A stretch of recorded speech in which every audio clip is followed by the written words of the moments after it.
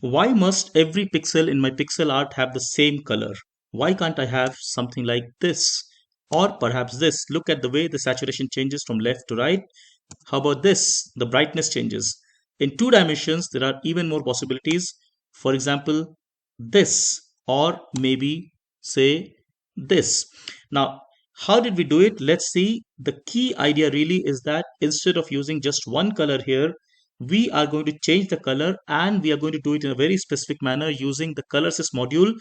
In particular, we will use colorsys.hsv to RGB, which allows us to convert from color saturation brightness to the RGB that Turtle would understand.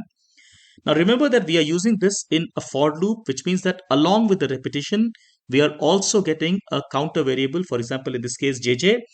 And what we can do is to make use of this to set the color. For example, here I'm setting color is equal to colorsys.hsv to RGB. I am making the color part of it change every time while holding the saturation and brightness constant. And notice the outcome here. Now, you might wonder, why did I divide this by n calls? Well, that's because the colorsys module expects me to give an input between 0 and 1. In this code here, I've held the color at 1, I've held the brightness at 1, but I'm changing the saturation, and this is the outcome. Of course, you can use some other color also, but it gives the idea. And likewise for the brightness. First, let's see this in the code. So I have here a basic code. Now remember, this code is putting out all red pixels because that's how it's coded. But now let's enhance this. I'm going to say I need a colorsys module here.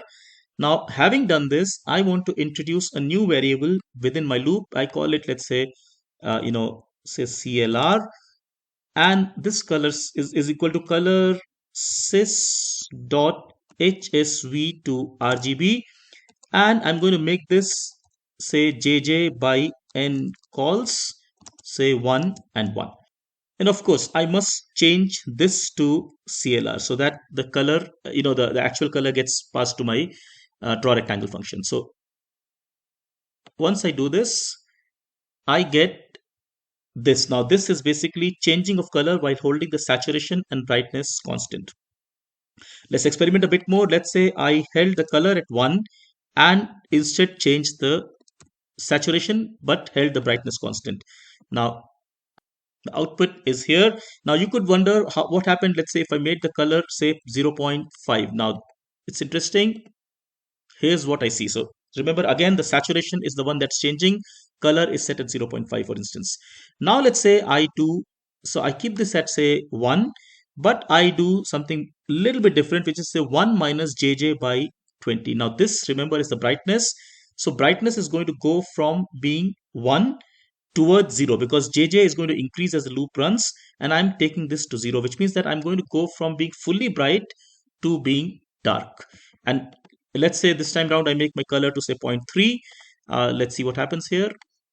And here's the outcome. So notice, as we expected, it became darker and darker. Now let's see how it goes in the 2 dimensions. In fact, it becomes even more interesting because in 2 dimensions, I have got not just one variable, one counting variable, but in fact 2 counting variables, which are the row index and the column index, which means that I can now use both of these together. So for example, here I'm saying, okay, look, KK is my row index. So I'm changing color in every row, and that's what we are seeing here. So it goes from red to say orange, back to somewhat red.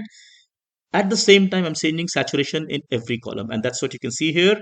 On the other hand, I could do say something like this, in which case I just reverse this, change color in every column, because remember JJ is a column index, so every column basically gets a different color, but saturation changes every row. So the lower row has lower saturation, and higher, as you go down, the saturation increases, as we are seeing here.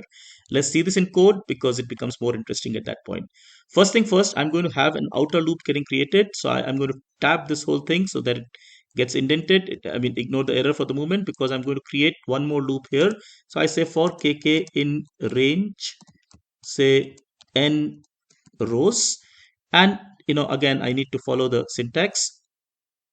Of course, first thing first, let's get this loop in place. So I'm going to say,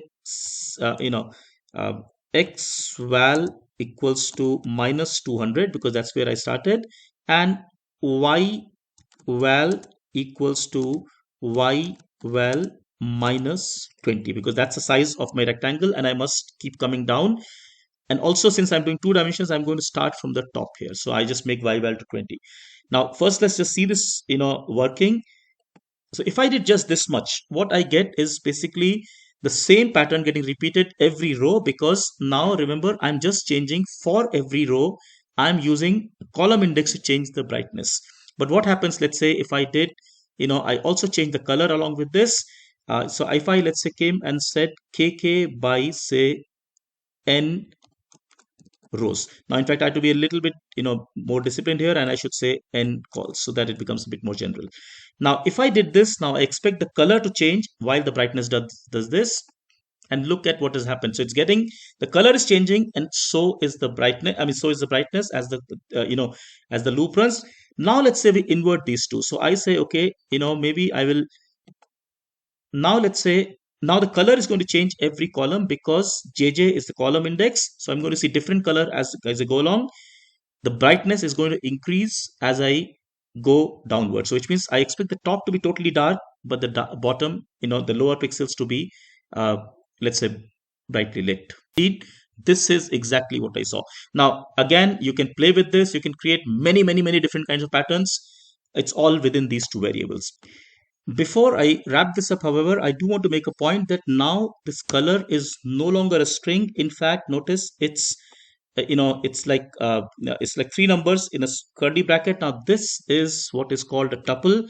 Tuple is kind of like a list, but not exactly the same. But it's important to understand that this is not a string because we are using this function. However, Python being so flexible, so dynamically typed, it doesn't really complain that the nature of this input has changed in the draw rectangle function. Good to know. I hope you found this interesting. Take care. Thank you so much. Bye bye.